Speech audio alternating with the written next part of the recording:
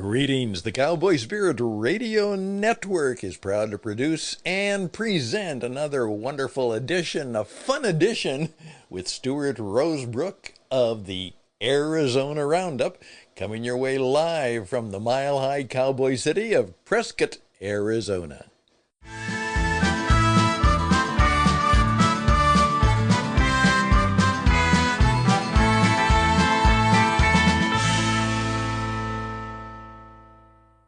Welcome to Arizona Roundup with Stuart Rosebrook at Sharlot Hall Museum in Prescott, Arizona.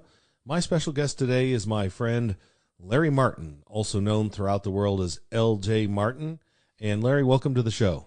I'm thrilled to be here, Stuart. I've been an admirer of yours for many years and an admirer of yours in the museum since I became a Prescott resident.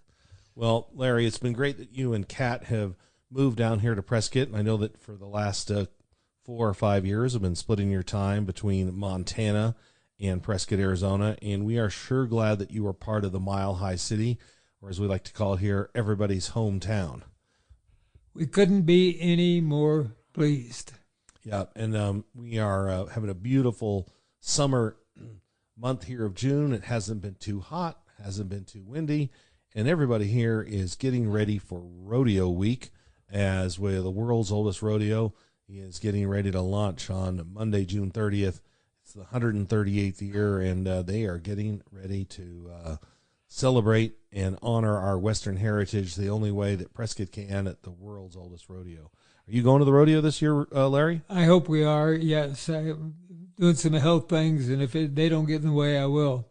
You know, Kat, I was a poor boy. I couldn't afford a goat, much less a horse, but Kat's family were rodeo people. Her dad was a PRCA roper. Her uncle was one of the great rodeo clowns, that they called him at that time. He worked all the shows, and there was a day when Kat and I'd go to the rodeo, and we'd get embraced and taken up into the where the mic was, and poured a drink, and it was great fun. Well, you both originally, we'll step back a little bit. You both are from the Great Valley, Bakersfield, California, one of the great horse and vaquero and ranching farming areas in the world. And in California, rodeo is, it's a day-to-day life up there in Bakersfield, isn't it? Oh yeah, you couldn't you couldn't turn around without seeing these vaqueros, who are the finest horsemen in the world. And taught me a lot as I was growing up. I was a member of the Kern County Sheriff's Posse, so I got into some of it. I wrangled at a boys' camp and in the deep mountains, and I packed, and I got to do some of it in my later life when I was 20, 21. So growing up in Bakersfield, California, in the late 40s and 50s, you obviously we're witness to the great boom, after World War II in that part of California. Yep. And oil and cattle. Not only cattle, but oil and every potato, every carrot. I guarantee you, if we walk into the market today and pick up a carrot, it'll say Kern County on it. It was an ag. It was just a great place to grow up from a standpoint of 4 of the 10 largest oil fields in the United States were in that county. And so it was a good money town. It was a good town to make money. I was in the real estate business first half of my working life. And it was a great place to live. You talk about Kern County, a legendary county in California history, and going all the way back to the early years of the Spanish, and then the Mexican government, and then the Californios and the Americans. Somebody you were are very close to is Fremont, and Kern, of course, was Fremont's cartographer, and there were Kern and his 2 brothers. You can't get much closer to Fremont than being part of 3 of his expeditions. Right. And we have the Fremont House, Governor Fremont's house at Sharlot Hall Museum. It's been restored. It was moved there from where he and his family lived when he was the territorial governor. And I think that one of the things that's interesting about growing up in California, especially outside of Los Angeles and even San Francisco, is that you're very aware of your heritage and history in the Bakersfield, Kern County area. Kern being the fastest falling river in the North American continent, below other than Alaska. I mean, that's an impressive thing to have that river named after somebody who was part of the Fremont thing, to me anyway. Most definitely.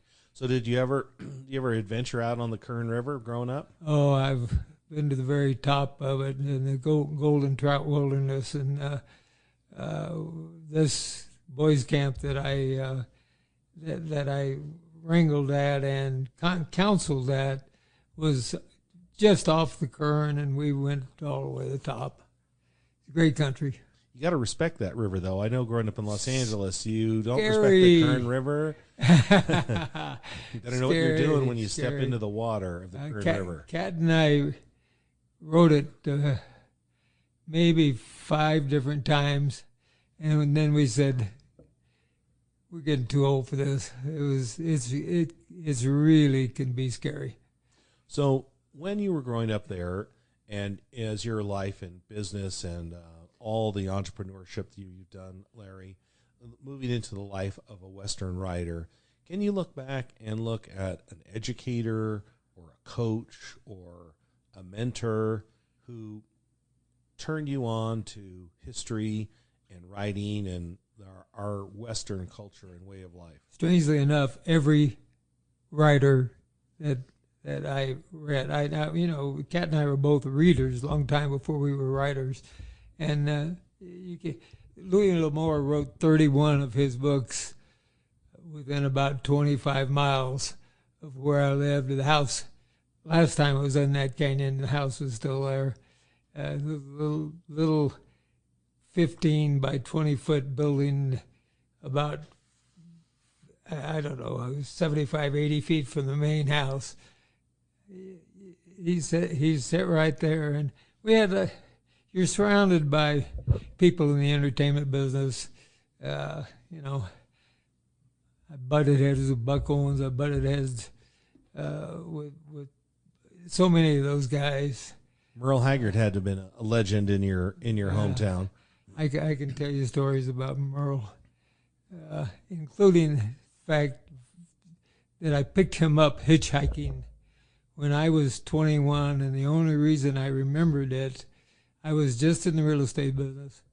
Guys hitching along, carrying a guitar. The only reason I remembered him, he said, I just got out of San Quentin.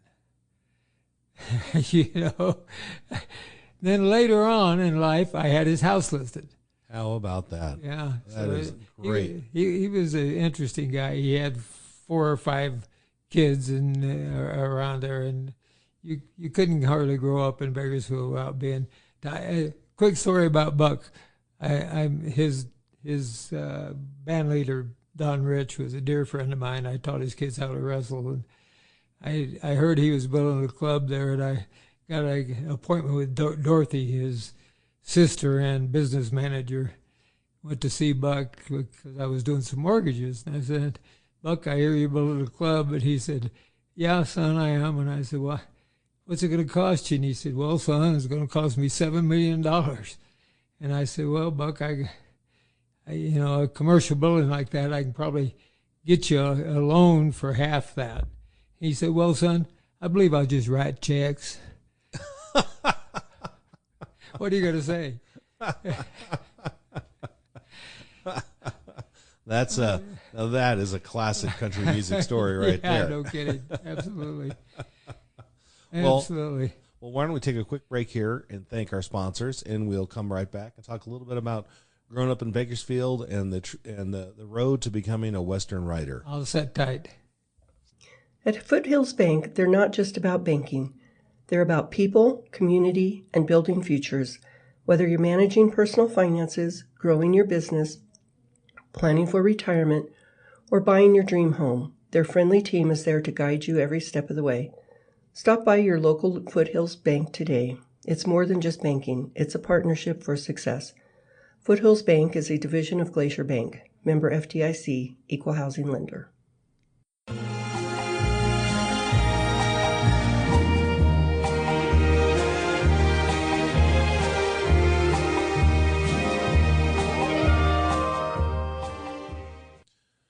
Welcome back to Arizona Roundup with Stuart Rosebrook at Sharlot Hall Museum in Prescott, Arizona. And today we're spending the afternoon with Larry Martin, the storied Western writer and a filmmaker, native of Bakersfield, California. He and his wife, Kat, who is also a nationally recognized writer and bestseller, living here in Prescott, Arizona. And we're talking about heroes, heroines, growing up Western, and life in Bakersfield, California in the 1950s and 1960s. And we were just talking before this about two heroes of mine, Buck Owens and Merle Haggard. And I'm one of those who really believes that there are many avenues to inspiring someone's interest and passions in life. And my growing up in North Hollywood, California, Merle Haggard and Glenn Campbell and Buck Owens were played every day of the year. They were part of my growing up, and I see Merle Haggard. He's a poet, and but their music told the story from the West Coast, from a perspective of country and Western music, but also told the story of working people, of fun, of love, of living, of life, and California. And I think that a lot of us who are from California take a great deal of pride in those singers and songwriters that weren't from Nashville, but were telling our story from our side of the country. You know, those people all worked their way there from out of the Dust Bowl. I mean, that's I was the first one of my family born in California. My brother was born in Anadarko in 1936, and then they got the heck out of there because they couldn't make a living. Right. Yeah, and my dad started out humping potatoes in a potato shed. My mother worked in a drugstore in Wasco, California, which you'd buzz through it, you wouldn't know it was there, or hardly. And so many people came there, like Buck and like Merle, who just put their head down and their tail up. We got so many people came there with $5 in their pocket and ended up very wealthy, and most of it was farming. Mm-hmm.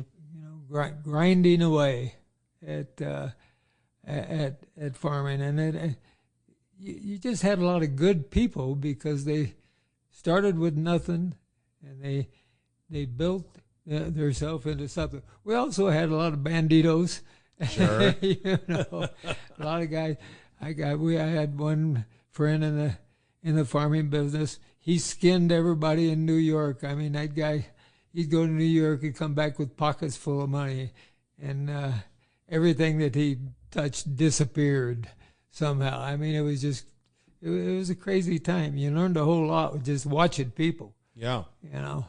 And when did you decide that you were going to put pen to paper, that you had these stories rattling around in your head and they had to get out? Always being a reader. You know, Mickey Spillane, I love Mickey Spillane. Yeah, she started out with Ida Jury, you know, and those great stories. When I was 25, I got 5 chapters written, and I had already then 3 or 4 kids, and I didn't have time. I had to make a living, so I set it aside. Then I got a divorce way later in life, and ended up making a lot of money, bought a boat, moved down on the boat to Dana Point, had Richard Henry Dana's 2 years, whatever it was, before the mast, right, in my hand, looking up the hill at the Mission. And I'm looking at this book thinking this is the whole background for a story of a kid who comes from Mystic, Connecticut out here And I said, I can write a book. So I did.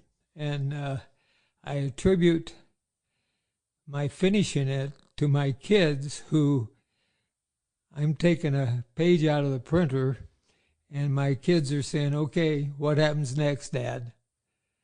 So I just keep writing until I'm done. That book took a long time took another 10 or 15 years to make me any money, but I was smitten.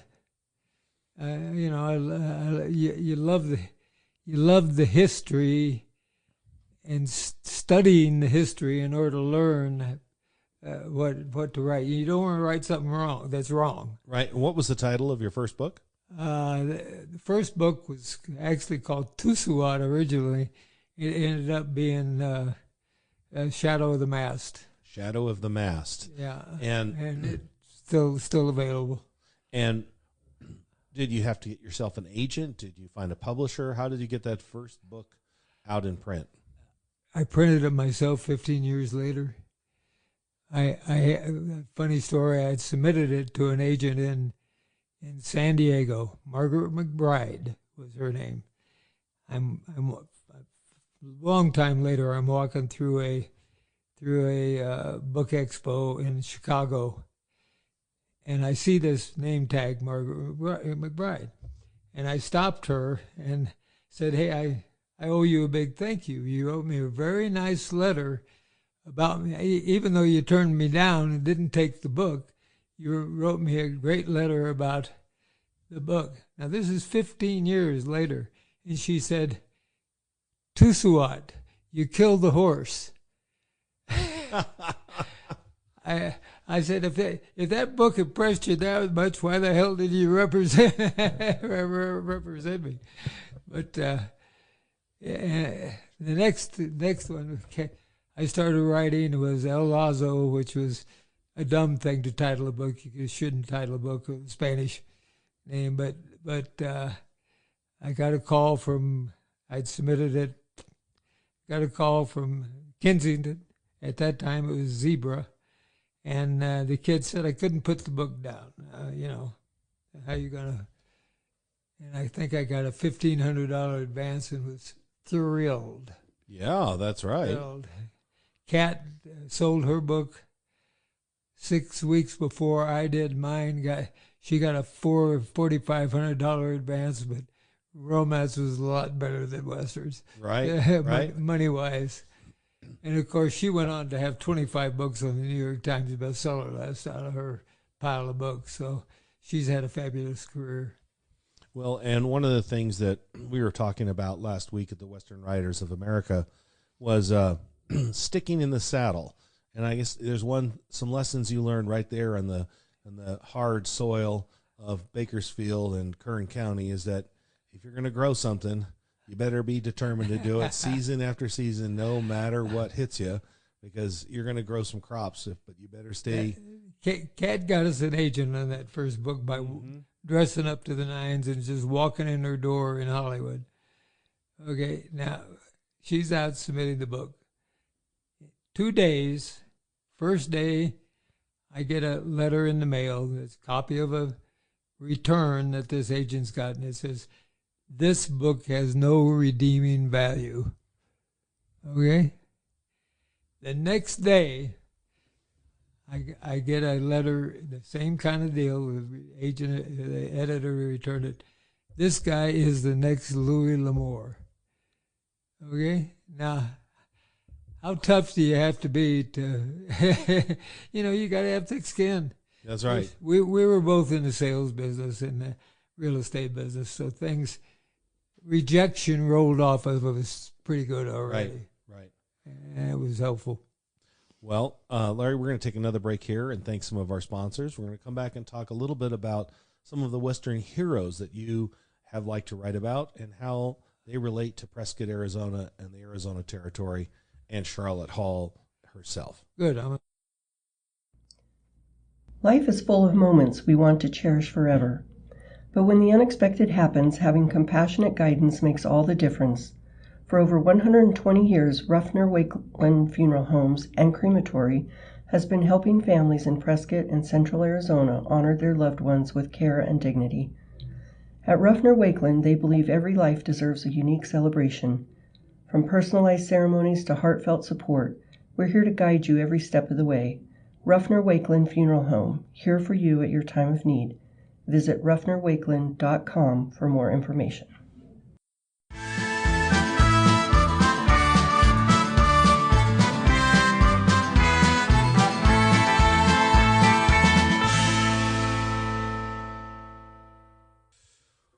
We're back on Arizona Roundup with Stuart Rosebrook at Sharlot Hall Museum, and my guest today is Larry Martin. And Larry, we were just talking about what it takes to be a writer in the 21st century, or the 20th century.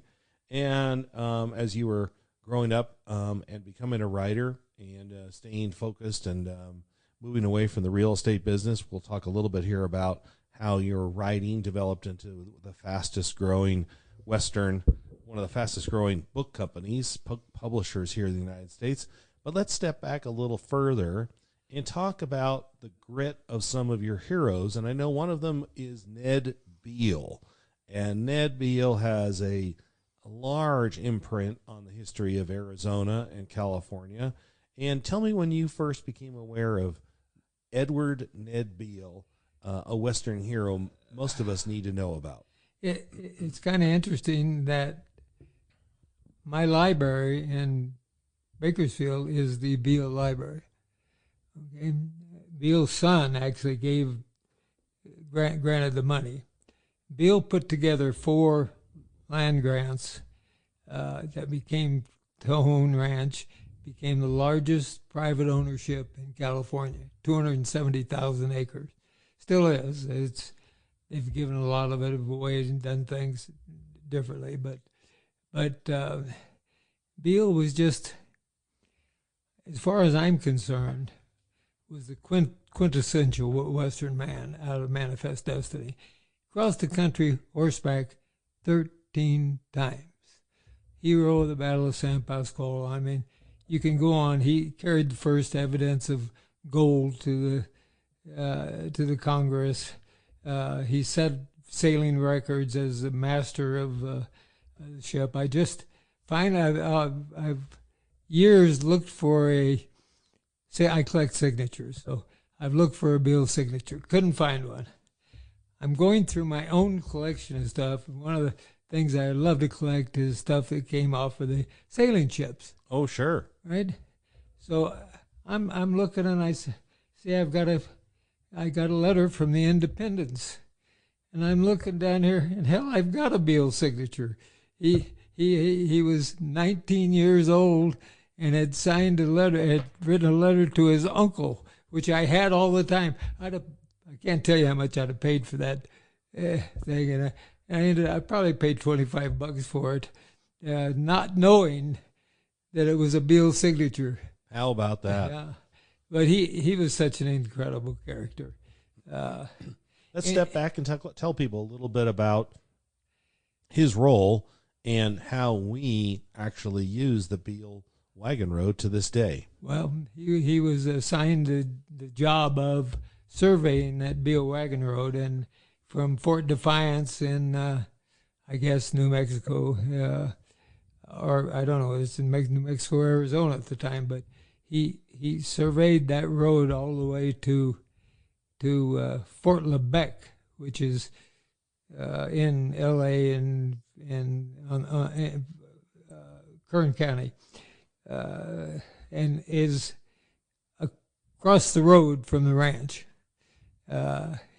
He, strangely enough, the largest stock drive in the history of the West was created by Beale. In the 1880s, they had a terrible drought in California. He drove 20,000 head of sheep from Tejon Ranch to Green River. He got there with 4,000 head, but his 4,000 head that he wouldn't have had. Right. Yeah. He ended up being the minister to Austria-Hungary, appointed by Grant. I mean, it was the biggest job, ambassadorial job in the country at the time. And today, what we know is Interstate 40, Route 66, the Santa Fe Railroad across northern Arizona, all follows the path of the Beale Road, the Beale's Wagon Road. Yeah. Yep. Now, wasn't there an experiment of camels on that road?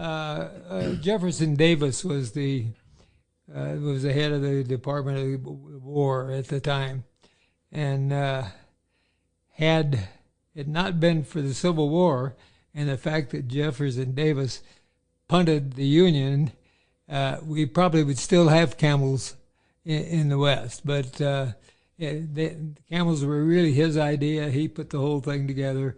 They brought them over from the Arabic countries, and Beale and his cousin at the time, and I don't know how many other guys, 40 maybe, drove those camels from Texas up through, but legitimately the contract started at Fort Defiance. And one of the fascinating things to me that happened during that time was they hit the Colorado River, and here's High Jolly and some Arabs, and they said, well, camels can't swim. Camels can't swim. There's no way. They don't swim. And Beale said, BS. He climbed on that camel and gave him his heels. That camel jumped in the river and swam the Colorado like it was a mud puddle. He was a fascinating guy. So I know that you have done a lot of research on Beale, but you've also written at least one book or more on Beale. I bought a copy of his report to Congress. Right, his official report to Congress. And I took that, and knowing that there should be a lot of historians out there fascinated with it, I just republished it. I didn't do it to make myself a lot of money. I did it because I thought it needed doing.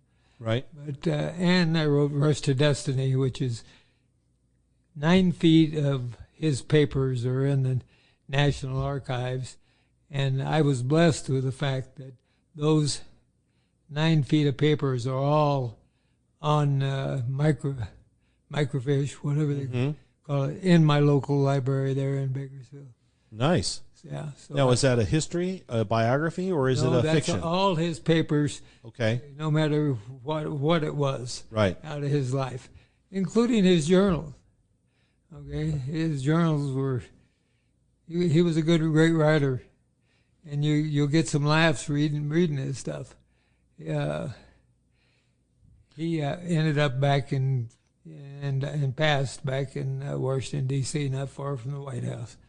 Well, we have to thank Ned Beale for surveying that great road, which we're coming up on the celebration, the centennial of Route 66, the Mother Road, which brought so many of your family and friends out from Oklahoma to California. That was the route. And next year we will be celebrating that centennial. And so let's take a break here. We'll come back and we're going to talk about your Western writing, cool. Western Writers of America, and Wolfpack Publishing. Perfect. Well, are you looking for the perfect gift for almost anybody or at any season? Well, why don't you visit the Bashford House gift shop on the grounds of Sharlot Museum? And there's no admission required. Just walk right up, explore the unique, locally made treasures, a wide selection of history books, and so much more located in the historic Bashford House.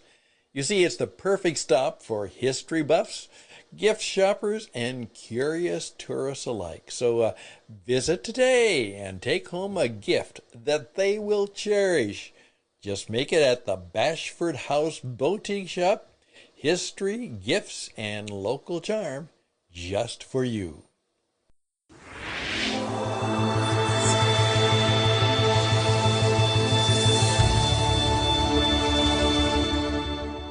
Welcome back to Arizona Roundup with Stuart Rosebrook.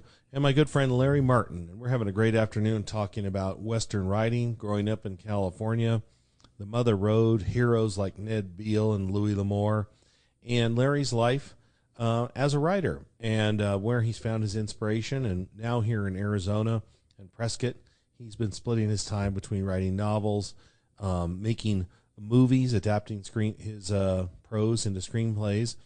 Larry, have you found inspiration here in Arizona for anything you're writing now or have in the past? How could you not? How could you not? I mean, great places like the museum that you run so well down there, and you know, the Earps and all those guys that everybody knows the name of.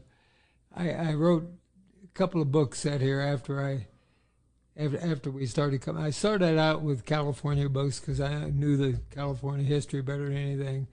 We moved to Montana. I wrote some Montana books, and came this way and got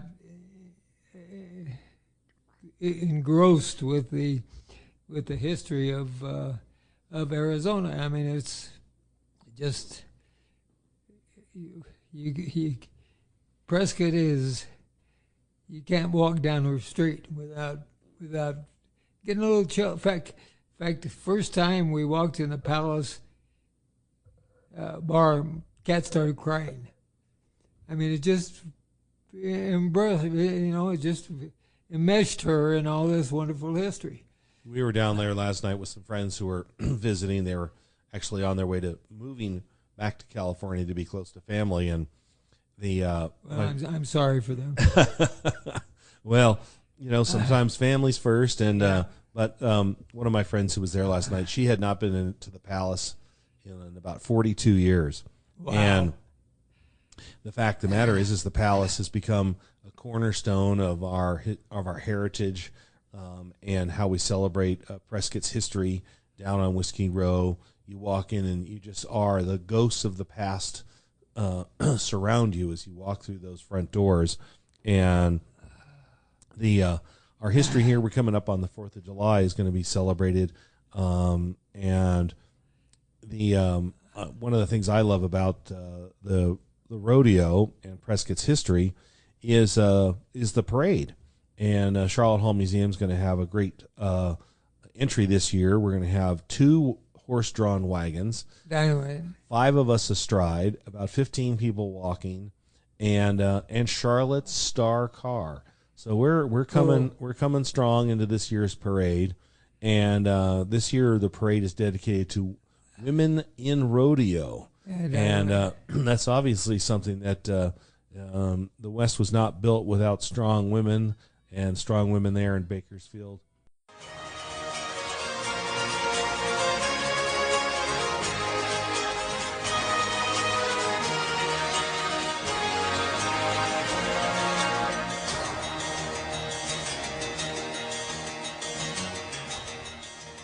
The rodeo's coming to town next week, Larry, and it's going to be a great week for us to celebrate the West. Tell us a little bit about some of your books. If you're going to be vacationing in Prescott in Arizona and you want to get some Larry Martin Westerns, where would you send people to start?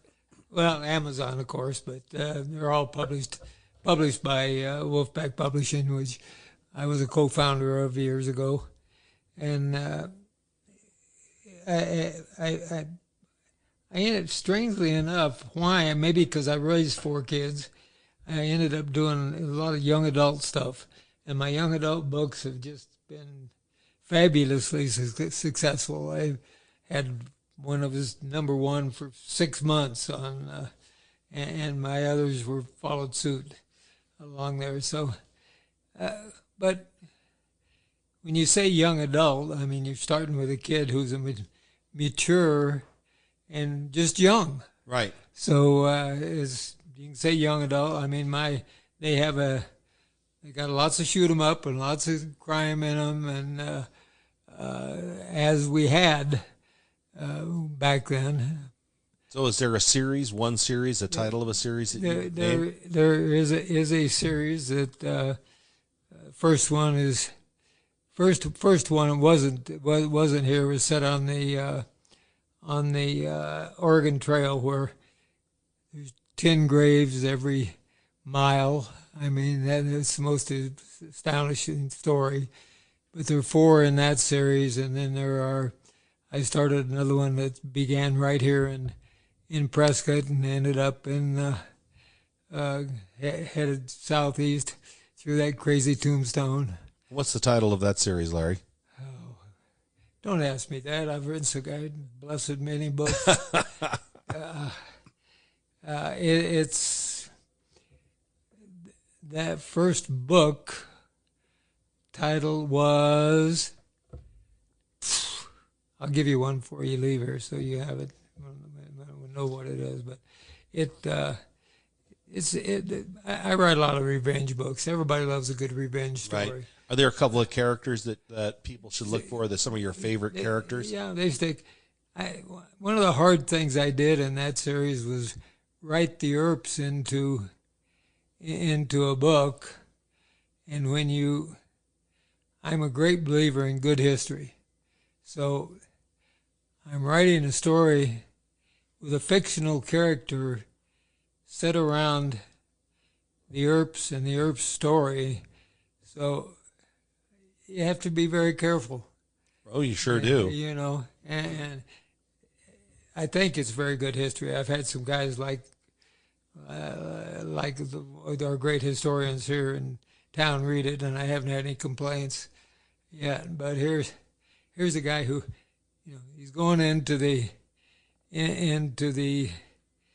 big battle, and I had to write him away, so I didn't have him actually as part of, it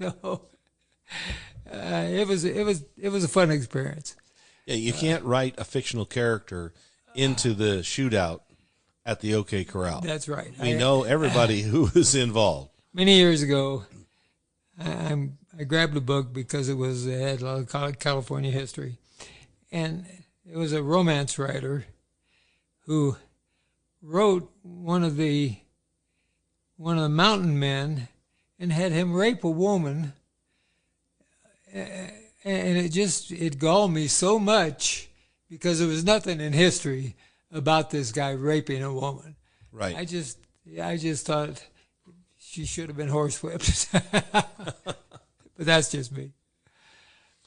So, Larry, when you were up in Montana and were inspired to live up there and write up there, tell us a little bit about California, Arizona, Montana. They all have their differences, their subtleties, their followers, and what do you have to say about living here in Prescott, but the difference about summers in Montana? Well, what drew me to Montana was hunting and fishing. I really enjoyed hunting, and one of the problems with Arizona is you can't hardly draw a tag to hunt here. But I'm so old now, I got to walk around the mountain if I can do it at all. So the Montana was great from that standpoint. We had a beautiful house and on a beautiful creek, one of the great fly fishing creeks, and it had a lot of good history. I mean, it had the same gold rush history that Arizona and California had. That's right. So and a lot of great historians who had written very accurately about it, whose I could follow suit, as far as writing the exciting part of those tales. Were you in the Bozeman or Missoula, or what part of Montana were you in? We were 25 miles out of Missoula, which we were in the boondocks. And that's is that northwest Montana? It's about as far west as you can get before you go into Idaho. And beautiful country in the middle of the Rockies, and there I could buy for $65 I got an elk tag and a deer tag. So I'm still a Montana resident, but I'm probably going to have to give it up. Although I got a house and and a residence there still. I could stay there forever. Cats in Arizona residents. So we get to vote both places. And Montana is such a, I mean, there's 1 million people in Montana. I'm on a first name basis with the governor. I mean, that's hard to give up. That's right. That's right. You know, you'll see a couple of pictures of him. He and I. He's a great guy. He's a balanced the budget governor. Right. You know, you gotta love that. Right, for sure. Yeah. So, Larry, right now here, tell me a little bit about some of the things you have on your deck right now. And I know you always have another story, and we just came from Western Writers. Do you find some inspiration being amongst 160 writers for a week? You know, I don't think you can help it, but I hope I give inspiration too. You sure do. That is for sure. I really enjoyed. I had 2 different presentations there, and had fun giving them. My wife says they're the best I ever did. So it's nice to get a pat on the head from the big boss. Well, it was a great gathering in Amarillo for the Western Writers of America. Now we're both back here in Prescott for the summer. And you get your keyboard out here regularly? You get backed up if you stay away from the keyboard for more than a day or 2. Right. You know, and again, there's so many stories here in Arizona, here in Prescott. Great stories. I mean, so. Well, Larry, I'd like to after our show here, we need to talk a little bit about how we can carry your books down at the Sharlot Hall Museum bookstore. We have a great section of history and fiction down there, so we need to make sure that when people come to visit Sharlot Hall Museum and they come in our bookstore, we have a section that features all of our local writers, and we try to do our best to get our Western writers in there. So, Larry, we should get a list of titles that we can order and bring down to the Sharlot Hall Museum and have a little book signing and author day down there for you. I'll do whatever I can for the museum. Well, that would be great. Yeah, and I'm thrilled that you would consider that. Well, Larry, this is going to be the first of many podcasts we're going to share together, talking about Western life and Western writing.